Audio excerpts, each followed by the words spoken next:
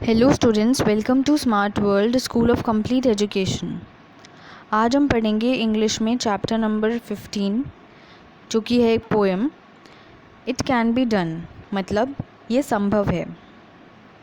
हम में से काफ़ी लोग काम करने से पहले ही हार मानने लगते हैं कि ये काम तो संभव ही नहीं है, ये तो इतना डिफ़िकल्ट है, या फिर इसको करने में तो इतना टाइम लगेगा, छोड़ो हम नहीं कर रहे, या फिर हम कुछ और कर लेते हैं, या फिर ये तो हो ही नहीं सकता, ये कैसे हो सकता है, ये असंभव है। तो इस पोएम में यही बताया गया है कि बिना सोचे समझे अगर हम कोई काम शुरू ही नहीं करेंगे तो वो काम ख़त्म भी नहीं होगा।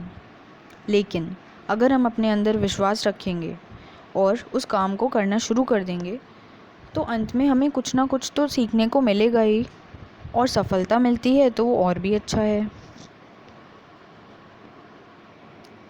तो पोएट कहते हैं, the man who misses all the fun is he who says it can't be done.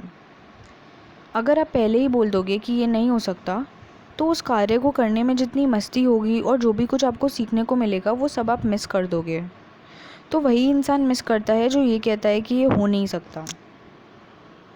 In solemn pride he stands aloof and greets each winter with reproof. Solemn pride मतलब अकेले खड़ा होके वो बहुत ही कॉन्फिडेंस के साथ कहता है हर वेंचर मतलब एडवेंचर कि ये तो हो ही नहीं सकता।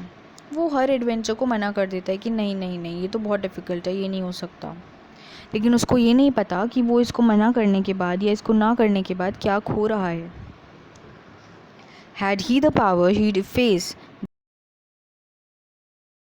द हिस्ट्री ऑफ पावर होती तो वो हिस्ट्री को ही मिटा देता, क्योंकि अगर लोगों ने काम ही नहीं किया होता और आगे नहीं बढ़े होते तो हिस्ट्री ही नहीं क्रिएट हुई होती, क्योंकि हम तो अभी भी वहीं होते जहाँ हम पहले थे। No motor cars, no street by electric stars, no telegraph, no telephone, we'd linger in the age of stone. The world would sleep if things were run by men who say it can't be done. तो आखिरी paragraph में poet क्या कहते हैं कि पूरी दुनिया सो रही होती अगर वो लोग इस देश को या दुनिया को चला रहे होते जो ये कहते हैं कि ये नहीं हो सकता। इतनी सारी चीज़ें, electric cars, motor cars, radios, street lights, telegraph, telephone, ये सब कैसे आया?